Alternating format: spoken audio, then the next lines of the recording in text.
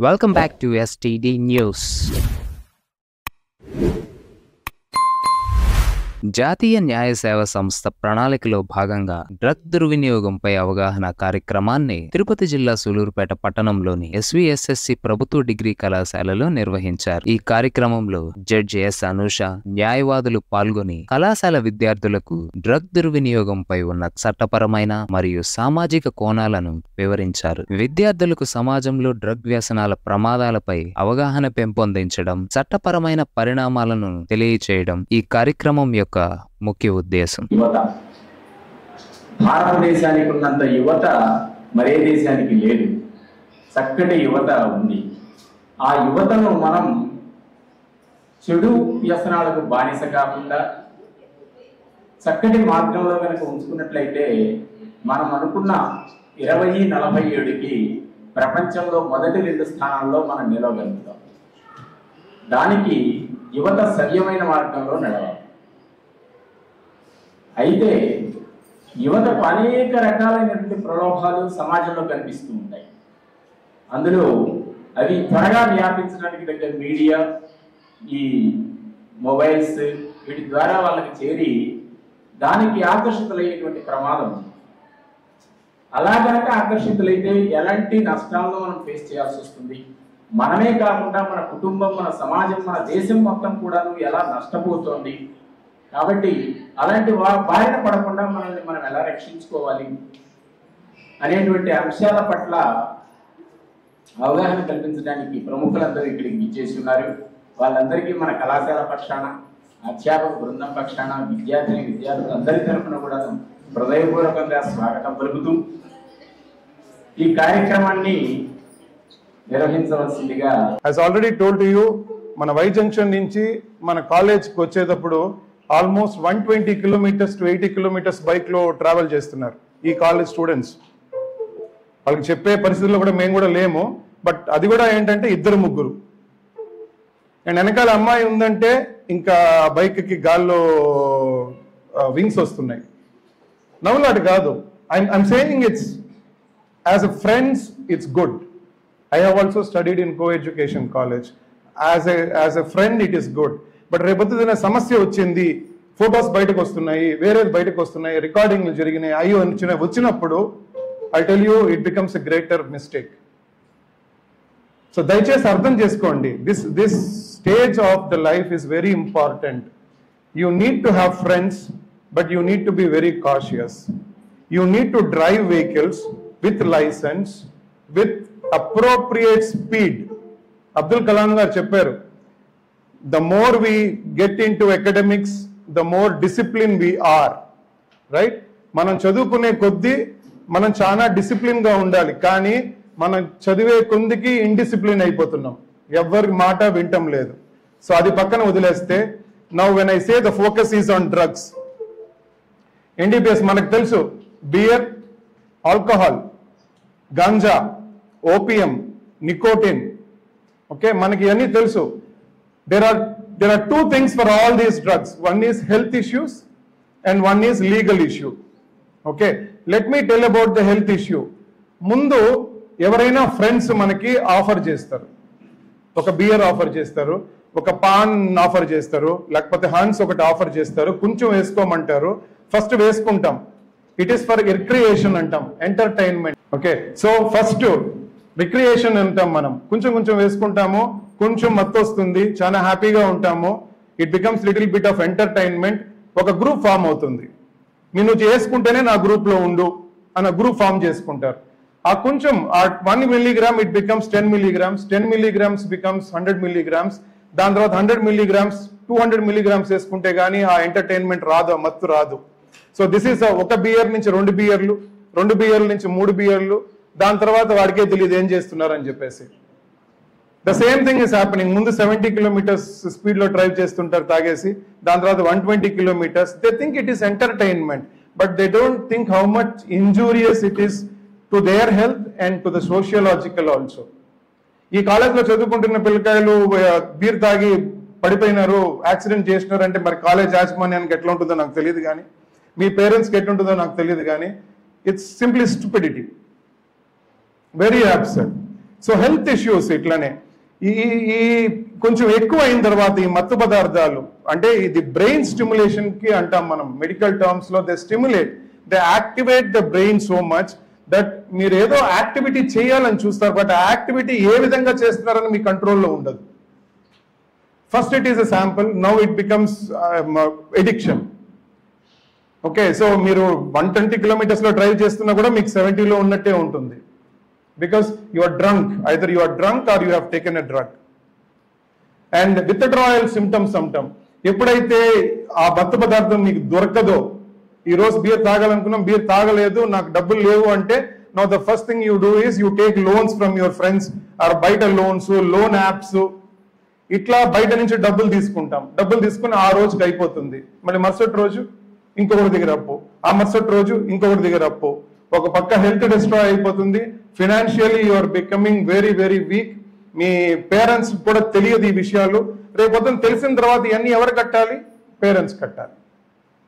Where will the parents go? And మూడోది ఏంటంటే education is completely gone.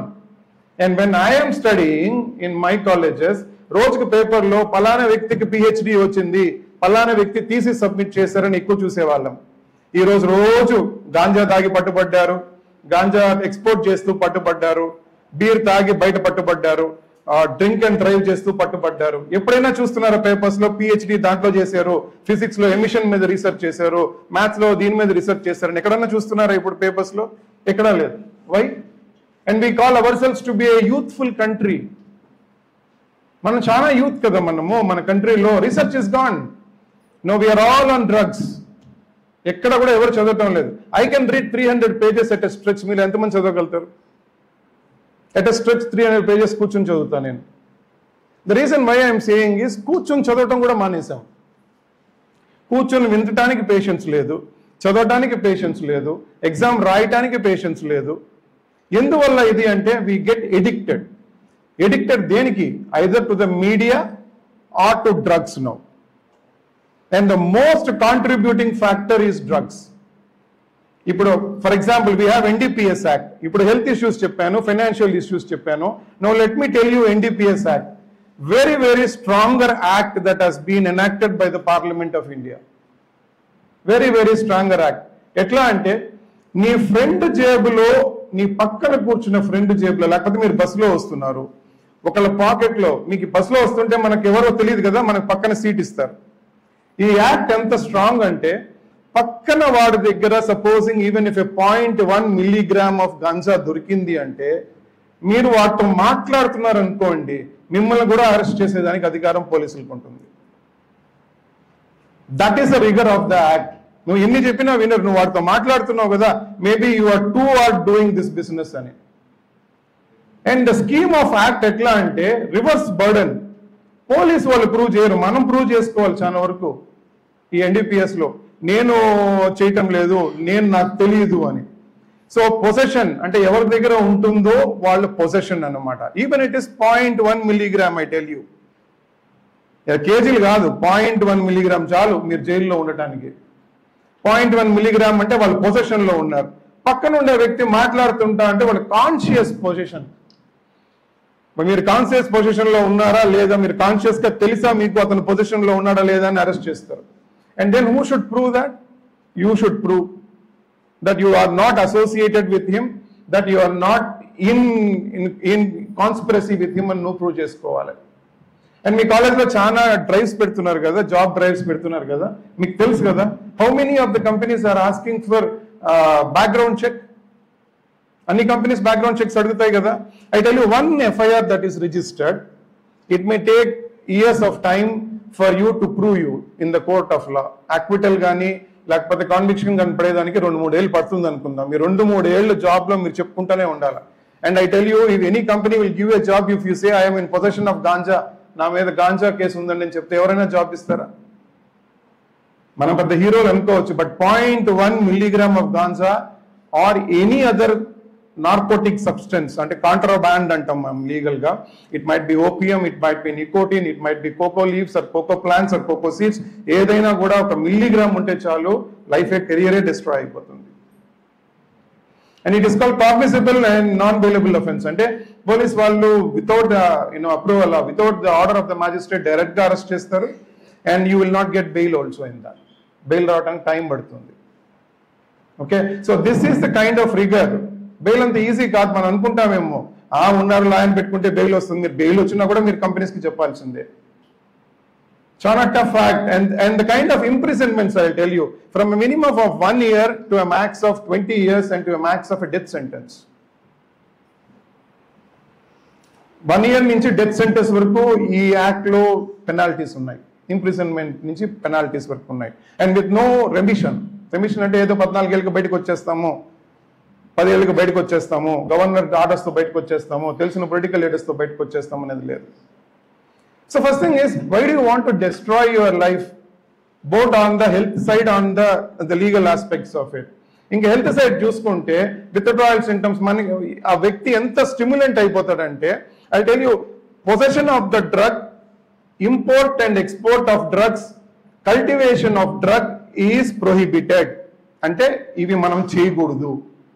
At the same time, let me tell you, if you are addicted to drug, you get interrelated with some other offenses. ఒకళ్ళకి కొడతాము, ఆ మత్తులో ఏం చేసినా మనకు తెలియదు. And it becomes so much that I'll tell you the principle, sir. This session should also be with the parents also. ఇంట్లో ఎక్కువ మనం పేరెంట్స్ తో పోట్లాడుకుంటున్నాము, లేకపోతే ఎక్కువసేపు ఒక పేషెంట్ గా ఉండలేకపోతున్నాము, మనం చదువుకోలేకపోతున్నాము, కాన్సన్ట్రేషన్ ఉండటం లేదు, ఎక్కువ చెమట పడుతుంది, ఇంట్లో సరిగ్గా తినటం లేదు, ఎప్పుడు వేరే ఫోన్లో ఉంటున్నాడు, ఏదో థింక్ చేస్తున్నాడు, ఎప్పుడు ఏదో ఒక రకంగా తినాలి, లేకపోతే ఏదో రకంగా టాబ్లెట్స్ వేసుకోవాలనుకో, ఇవన్నీ symptoms of a person already addicted to drug. పెద్దవాళ్ళు అందుకని చాలా మంది పెద్దలకి తెలియదు, డ్రగ్ తీసుకుని ఉన్నాడు, ఈస్ గోయింగ్ ఎట్ 120, వెనకాల ఇంకొక వ్యక్తి ఉన్నాడు, ఆ వ్యక్తి హీస్ థింకింగ్ ఎంటర్టైన్మెంట్ లో ఉన్నాడు, కంట్రోల్లో ఉన్నాడు అనుకుంటున్నారు. బట్ ఆ వ్యక్తి కంట్రోల్లో లేకపోతే యాక్సిడెంట్ అయిపోయి చనిపోతే you are also booked under 304A. మీరు డ్రగ్ తీసుకున్నారు, దానికి ఒక కేసు, మీరు ఒక వ్యక్తిని చంపేశారు, దానికి ఒక కేసు. అండ్ ఇంకేమైనా జీవితం ఉందా? ఇంక జీవితం ఏం లేదు. జీవితం ఒకటే, ఇంకా జైలు, FIR నెంబరు. కాలేజీలో చదువుతున్నారు, సిగరెట్స్ తీసుకుంటున్నారని చెప్పి మా మాట వినకపోవచ్చు. But as an elder, it's my social responsibility to tell it.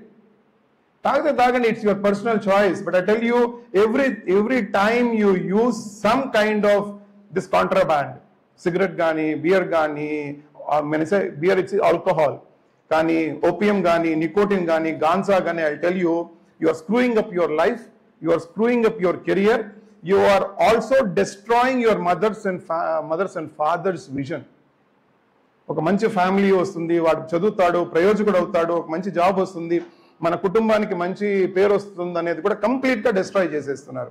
And is that what for which you are studying? And ఈ నెట్వర్క్ ఎట్లా బాగా పెరుగుతుందంటే సోషల్ మీడియాలో అన్ని మనకి ఎవ్రీథింగ్ ఇస్ బిఫోర్ అస్. ఇంతకుముందు అంత పవర్స్ గా వెళ్ళేవాళ్ళు కాదని. If you use the, so దయచేసి డ్రగ్స్ జోలికి పోబాకండి. Focus more of your time on research and studies. Contribute back to your home. How many, I tell you, మాకు కొంచెం టైం వచ్చినా కూడా మన అమ్మకి కానీ మన నాన్నకి కానీ సహాయం చేయడానికి మనం ఉండాలి. కానీ మనము సాయంత్రం 10 గంటల దాకా ఫ్రెండ్స్తో రోడ్ మీద తిరిగేసి ఆడ తాగేసి తినేసి నిద్ర వస్తుందని పడుకుంటే you are not even doing anything for your parents. Live for your own self. అట్లా ఉండొద్దండి. Let us build a good society. Let us be good academicians. Let us acquire good knowledge. Let us do good in studies and keep away from drugs. When I say drugs, I said to you, it might be cigarette, it might be alcohol, it might be opium, it might be ganza, it might be nicotine, it might be even medication drugs. I tell you, it has gone to an extent where I know certain people who I represented, while medical shop కూడా పోయేసి ఎవల్ టాబ్లెట్లు, alprazolam టాబ్లెట్లు, నిద్రకి, pain killers కి తీసుకుంటున్నారు. And that is the reason why without prescription ఇవ్వకూడదు. ఇస్తే కూడా నేరమే. So please avoid, and please avoid, keep away from the drugs. And I request principal sir, అప్పుడప్పుడు మీరు అవేర్నెస్ కండక్ట్ చేస్తూ ఉండండి. మా కనుక మీకు మీరే కండక్ట్ చేయండి. And it is very important. And road safety కూడా చాలా important, sir. I do not know what is the culture that is becoming in this college, but road culture, rage culture అయిపోతుంది. సో అది కూడా మీరు వారించండి students ని. and I thank you for the opportunity given. వాళ్ళు మనం పాటించుకుంటా పోవడం వలన వాళ్ళ స్టైల్ అంతా వెస్ట్రన్ స్టైల్ అయిపోయింది. కానీ మన ఇండియన్ స్టైల్ మర్చిపోయాం. కానీ మన పద్ధతులు, మన ప్రాచీన నాగరికతలు అంతా ఎవరు ఫాలో చేస్తున్నారంటే ఫారినర్స్. యోగా ఇక్కడ లేదు, కానీ అక్కడ వాళ్ళు ప్రాక్టీస్ చేస్తున్నారు. సద్దన్నం తినేవాడండి, సద్దన్నం ఎర్రగడ్డలు పట్టుకుని తినేవాళ్ళం, రాగి గంజి రాగులు తాగేవాళ్ళం, సంగడి తినేవాళ్ళం. కానీ ఇప్పుడు అవన్నీ మర్చిపోయినాం.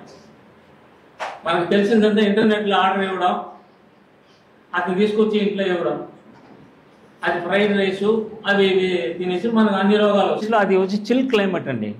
ఆ కండిషన్, క్లైమేట్ కండిషన్ డిఫరెంట్గా ఉంటుంది. మనది హాట్ క్లైమేట్. వాళ్ళు కోట్లు వేసుకుంటారు, ఎందుకంటే చలి తట్టుకోలేరు అన్నమాట. కొద్దిగా మద్యం సేవిస్తారు, అది 2 స్పూన్లు 3 స్పూన్లు ఉంటాయి అంతే. కానీ మనవాడికి అది తెలియదు. కోట్లు వేసుకుంటాడు, కానీ అది గ్లాసు, ముక్కలు గ్లాసు, ఓవర్ గ్లాసు, 2 గ్లాసులు ఇష్టానికి వాడు వచ్చినది తాగేస్తాడు. అంటే మనకు అది సూట్ కాదు. ఆ వెస్ట్రన్ కల్చర్ వేరే, మన కల్చర్ వేరే. మనం తాగాల్సింది మంచి మజ్జిగ, మంచి పండ్లు, ఇవి తీసుకుంటే మన ఆరోగ్యం బాగుంటుంది ఇక్కడ ఈ వాతావరణానికి. కానీ ఇది మనం మర్చిపోయి, మన నాగరికతలు మర్చిపోయి, ఎప్పుడైతే మనం వెస్ట్రన్ కల్చర్ ఫాలో చేస్తున్నామో అప్పుడే మనకి అన్నీ ఇది వచ్చిందన్నమాట. ప్రపంచంలో జీవరాశులు ఎన్నో పుట్టించిన మహానుభావుడు దేవుడు మనిషిని కూడా పుట్టించాడు. అంటే ఈ వింత జీవి ఎట్లంటే తాను బతకడం, మిగతా వాళ్ళని బతకనివ్వడు. ఆ ఒక రకం అనమాట. మనం లివ్ అండ్ లెట్ లివ్ అంటాం యాక్చువల్గా. కానీ చూడండి, ఈరోజు ఎక్కడన్నా మీరు అట్లా చూడాలంటే కొద్దిగా ఎన్విరాన్మెంట్ సబ్జెక్ట్ చేయాల్సింది, టచ్ చేయాల్సింది. పిచ్చుకలు చూస్తున్నారా ఇంట్లో? లేవు. గాడిదలు లేవు. ఆ తర్వాత గద్దలు లేవు, పాములు లేవు, కుక్కలు లేవు. దేన్ని వదిలిపెట్టలే, అన్నీ తినేస్తాం. మనము బతకాల, వాళ్ళని బతకనివ్వాలండి. అందుకోసమే దేవుడు దాన్ని సృష్టించినాడు. నేచర్ 24% అడవులు ఉండాలా, కానీ ఈరోజు 8% ఉంది. కానీ వేడి జాస్తిగా ఉంది, గాలి రాలేదు, కష్టపడిపోతున్నాము, వరదలు వచ్చేస్తున్నాయి, అక్కడ కొండ చర్యలు పడిపోతుంది. కొండ చర్యలు ఎందుకు ఇదే అవుతుందండి. ఆ స్లైడ్స్ రావడానికి కారణం ఎవరు? అక్కడ పోయి ఇల్లు కట్టుకుంటానంటారు, అక్కడ పంట చేసుకుంటానంటారు. అది నేచర్గా ఉండేసి, నేచర్ని ఎప్పుడు మనం డిస్టర్బ్ చేస్తామో ఆటోమేటిక్గా ఈ హ్యూమన్సే ఉండరండి, ఎక్స్టెంట్ అయిపోతారు. అదే జరుగుతుందండి ఇప్పుడు. చాలా వరకు హాన్సు, పాన్పరాగు ఈ యొక్క స్టూడెంట్స్ చేసేదండి. ఇది వాళ్ళు సాధారణంగా చేయాలని చేయడం లేదు. నేను స్టూడెంట్స్ చెప్తున్నాను పర్టికులర్గా. వాళ్ళు ఏదో హాబీగా వేసుకుంటారు, కానీ దానికి అడిక్ట్ అయిపోతున్నారు. కొన్ని సంవత్సరాలు దాన్ని వదలలేకపోతున్నారు. మా బ్రదర్ చెప్పాడు హాన్స్ అనేసి. సాధారణంగా చూస్తుంటారు మీ పిల్లలు, ఇక తెలిసే ఉంటుంది కండి. హాన్స్ ఈ సైడ్ పట్టుకుంటారు, లేదా ఈ 2 పళ్ళు 4 కింద పట్టుకుంటారు, ఈ పెదాలు సైడ్లో పెట్టుకుంటారు. కొన్ని రోజులు చూశారంటే ఇక్కడ క్యాన్సర్ వచ్చి శుద్ధంగా ఎప్పక తీసేస్తూ ఉండరు. ఆ పర్టికులర్గా పాన్పరకు ఉన్న వాళ్ళకి ఆ ఫొటోస్ చాలా ఉన్నాయండి. అది చూడాలని చాలా ఘోరంగా ఉంటుంది. దయచేసి చెప్పేది ఏంటంటే, యంగ్స్టర్స్ మనకు వచ్చి చైల్డ్హుడ్, అందులో బాయ్హుడ్, మ్యాన్హుడ్, ఆ తర్వాత ఓల్డ్ ఏజ్ అండి. మన అన్ని దశలు మనం అనుభవించాలా. 100 సంవత్సరాలు బాగా చక్కగా ఆరోగ్యంగా బతకాల. ఇలా ఉండాలంటే ఈ ఒక దుర్వ్యసనాలంటే బయటపడాలి.